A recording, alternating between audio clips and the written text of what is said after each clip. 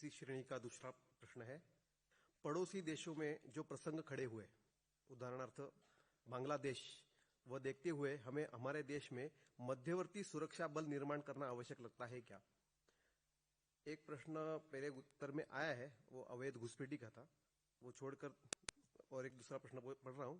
भारत विरोधी शक्तियां 2047 में भारत विभाजन स्वप्न साकार करने का उल्लेख करते दिखाई दे रहे हैं, क्या उसे रोक पाना संभव है? अब एक बात ध्यान में रखिए कि ये मध्यवर्ती सुरक्षा बल वगैरह उपयोगी हो सकता है, लेकिन अगर समाज में वो बात नहीं है तो वो उपयोगी नहीं होगा। समाज की सुरक्षा, समाज की तैयारी, ये सबसे बड़ी आवश्यक बात है। बांग्लादेश में जो घटना हुई, बांग्लादेश में अब भी 1.25 करोड़ हिंदू है, अगर एक हो जाते हैं तो वहां की राजनीति का उपयोग अपने भलाई के लिए कर सकते हैं, अपनी सुरक्षा के लिए कर सकते हैं, लेकिन एक होना पड़ेगा। सौभाग्य है इस बार उन्होंने तय किया कि हम भागेंगे नहीं, हम वहीं रहेंगे और लड़ेंगे, ये तो तय किया। अब लड़ेंगे तो फिर उनको एक होना आवश्यक रहेगा। वो जितना जल्दी हो जाएंगे, बांग्लादेश में आज जितनी भी संख्या है उसके साथ वो अपनी स्थिति को बहुत अच्छा और बना सकते हैं। ऐसा बनने में हम अपनी मर्यादा में यहां रहकर जो कुछ कर सकते हैं, या दुनिया भर के हिंदू अपने अपने जगह पर जो कुछ कर सकते हैं, वो सब उनके लिए होगा, इतनी गारंटी मैं दे सकता हूं। लेकिन पहले समाज का बल खड़ा होना चाहिए वहां की। तो ये जहां है वहां ऐसे बल की आवश्यकता नहीं होती, और ये जहां नहीं है वहां ऐसा बल होने पर भी उपयोग नहीं होता। अपने देश में पहले से ही बहुत सारे बल है, अभी सबके नाम याद करना भी एकदम कठिन हो जाता है। तो इसलिए वो करने के बजाय समाज में सजगता, समाज में सुरक्षा की तैयारी, छोटी छोटी बातें हैं, मैं बताता नहीं डिटेल, जानकार लोग जानते हैं, वो सिखा भी सकते हैं आपको। सिविल डिफेंस का कोर्स भी चलता है। ये सब अगर ठीक रहे और हम में थोड़ा ये रहे, मलाकाय तैसे, ऐसा नहीं मुझे क्या पड़ी है, ऐसा नहीं भाई, जो कुछ होता है मुझे भी पड़ी है, क्योंकि मुझ पर पड़ने वाली है, मैंने देखा नहीं। तो ये ध्यान में रखकर, सजग रहकर, सक्रिय रहकर समाज चले तैयारी के साथ, तो ये सब ठीक हम कर सकते हैं और किसी बल की आवश्यकता मुझे नहीं लगती। बाकी जनसंख्या के बारे में मैंने बताया, 3 कारण है प्रायोरिटी से, मतांतरण, घुसपैठ और फिर बर्थ रेट। सरकार विफल है वगैरह, ऐसा सरकार ने प्रयास ही अब तक नहीं किया था। 3-4 वर्ष पहले तक कोई विशेष प्रयास हुआ नहीं था। 3-4 वर्ष से प्रयास चल रहे और धीरे धीरे वो आगे बढ़ रहे, तो वो विफल नहीं होंगे ऐसा हमको लगता है। हम लेकिन कोऑपरेटिव रहे तो सब ठीक होगा। अब आप 247 में भारत विभाजन का डर पालने के बजाय 247 के में अखंड भारत के उदय की कल्पना करो।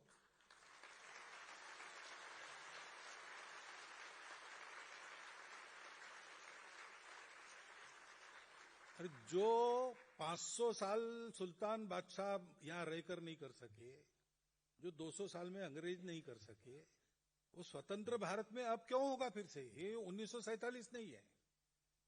अब हम बहुत आगे बढ़ गए हैं। अब भारत को तोड़ने वाले टूट जाएंगे, भारत जुड़ जाएगा। ये होगा और ये हम करके रहेंगे। ये संकल्प आप मन में मजबूत बनाओ, तो कुछ ये जो सपने देख रहे, दुस्वप्न देख रहे हैं, उनके मंसूबे कभी सफल नहीं होंगे। हम सब लोग हैं, हम ये उन्हें नहीं देंगे, ऐसा सोचो। रिलीजियंस और कास्ट इश्यूज में प्रश्न है, प्रश्न करता है जसपाल भासीन जी, जितेंद्र सिंह चड्ढा जी। प्रश्न है, हिंदू सिख एकता के लिए आपके विचार क्या है? देखिए, हम भूल गए हैं एकता की बात। एक थे ही, अभी भी क्या है, रोटी बेटी व्यवहार सब चलता है ना। सिख घरों में मौने लोगों के घर की बहू ये है, केशधारियों के घर की लड़कियां इधर भी आती है, तो खून का रिश्ता है। पूजा एक अलग मानी जा सकती है। सिख रिलीजन के नाते सिख अलग है, उनके उस विशिष्टता को और मान्यता देनी चाहिए, वो अपना स्वभाव है। परंतु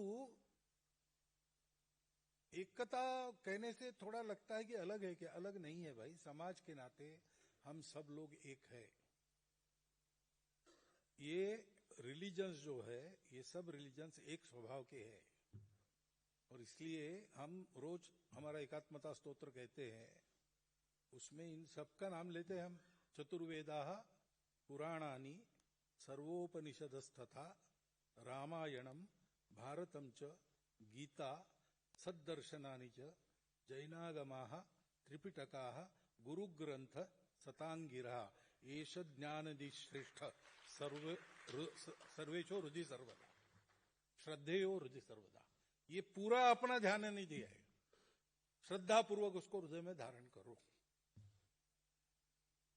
श्री गुरु ग्रंथ साहब में केवल सिख संतों की वाणी है क्या? पूरे भारत के संतों की वाणी है। औपनिषदिक जो धर्म है वही बताया गया है। तो ठीक है, एक सिख पंथ के नाते आचार विचार कुछ रहते, उसका अनुशासन पालन करने वाले सिख कहलाते, वो सिख है। बाकी लोग नहीं करते, वो सिख नहीं है। लेकिन समाज के नाते, राष्ट्र के नाते वो कभी दो थे नहीं। हिंद की चादर बने नवम गुरु साहब जी कश्मीर के पंडितों की रक्षा के लिए।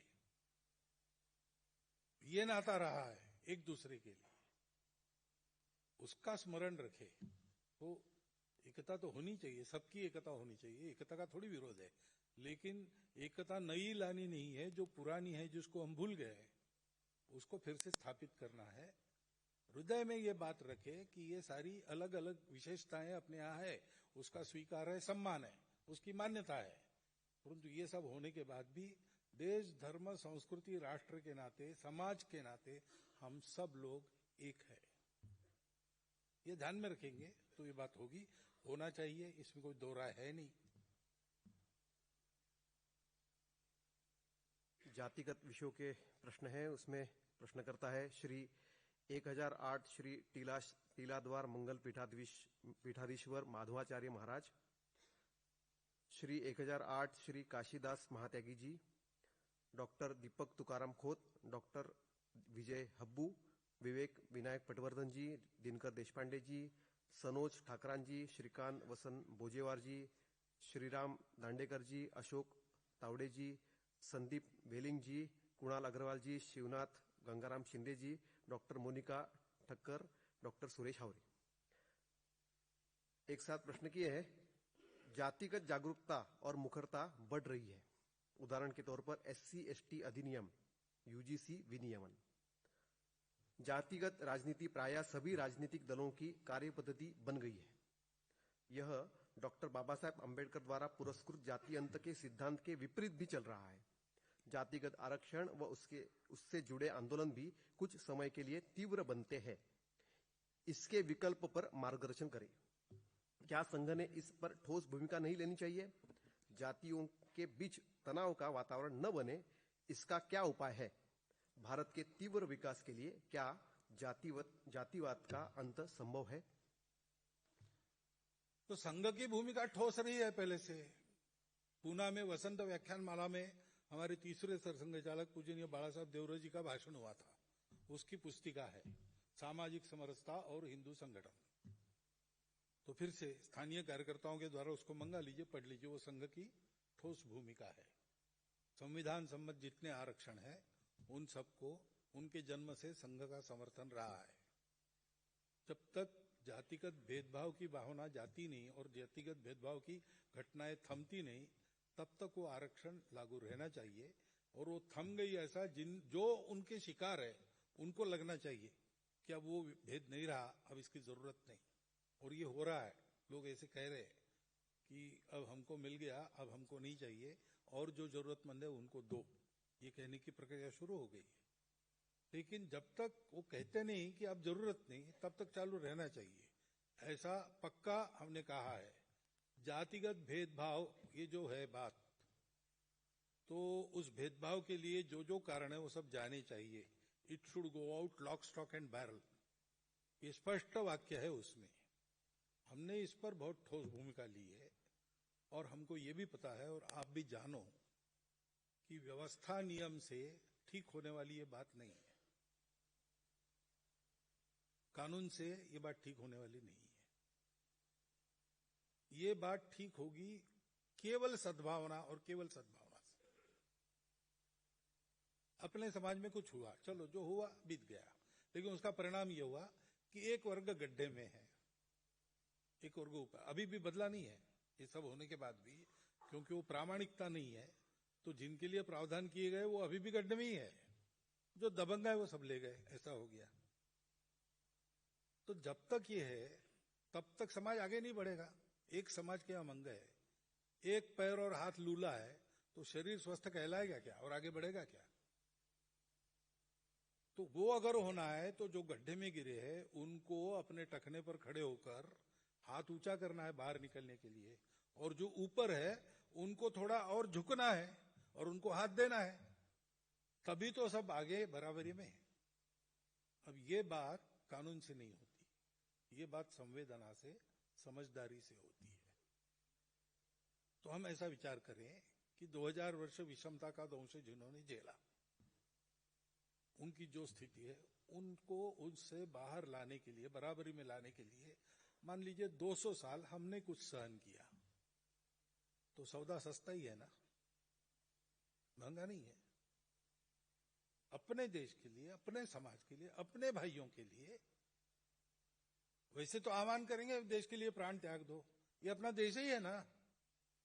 प्राण नहीं त्यागने हैं भैया, बहुत बहुत थोड़ा छोड़ना है, छोड़ दीजिए। ये समझदारी है तो इसका हल है, नहीं तो दोनों तरफ तर्क है, उसमें दोनों में दम है। लेकिन इसका निर्णय हो सकता है क्या?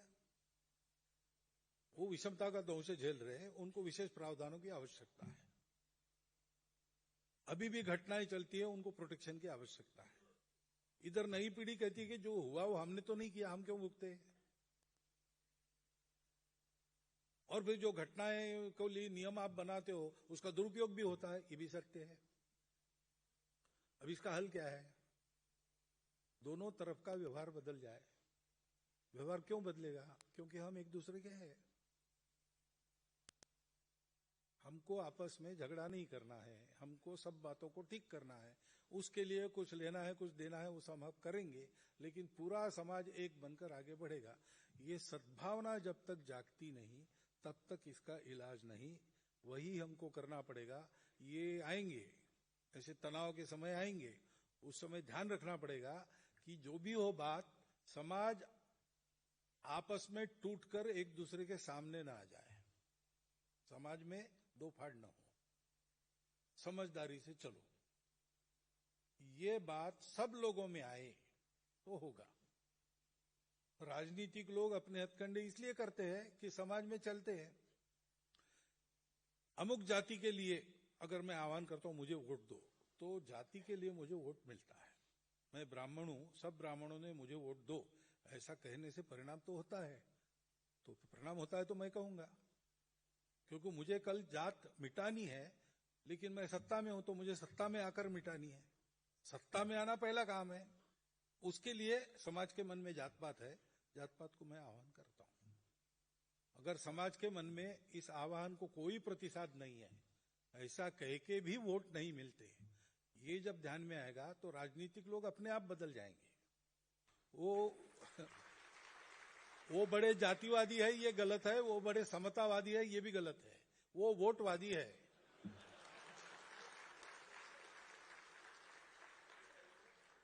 तो हमारा मतदाता सुबुद्ध हो, ऐसे छोटी छोटी बातों पर भड़क कर एक तरफ न जाए, संयम का व्यवहार करे, अपना समाज मानकर व्यवहार करे, सद्भावना से चले। समाज में अगर इस एकता का दर्शन होता है तो कल सब लोग दूसरी बात करेंगे। और इसलिए सद्भावना ही उसका इलाज है। और ऐसे प्रसंगों में जहां तनाव एकदम बढ़ जाता है, हम जैसे लोगों ने दिमाग ठंडा रख के चलना। यहां जवान पीढ़ी भी बैठी है, उनको विशेष ध्यान रखना चाहिए।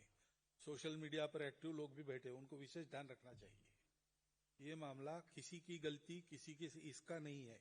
ऐसे बहुत से मामले हैं जिसमें कोई दोषी है या नहीं है, ये मामला नहीं। मामला है समाज के सद्भावना को बनाए रखने के लिए मन वचन कर्म कैसा होना चाहिए, वो प्रमोट करना ये हम सबका काम है, उससे होगा। और ऐसे करेंगे तो जात नाम की व्यवस्था नहीं है, आज अव्यवस्था है। ये भी बाला साहब ने उस भाषण में कहा है, क्योंकि एक काम एक जाति ऐसा था, अब तो ऐसा है नहीं, तो जात पात है कहां? स्वार्थों के लिए और राजनीति के लिए है। इन्हें प्राण चले गए हैं, लाश हम ढो रहे हैं, तो जा रही उसको ठीक से उसको जाए करके पीटने की आवश्यकता नहीं, वो जाएगी ठीक से जाए, जाते जाते नुकसान न करे, इतना हमको देखना है। जातिवाद का अंग संभव है, बस ये एक परिवर्तन आ जाए सद्भावना का, तो जाति भी चली जाएगी।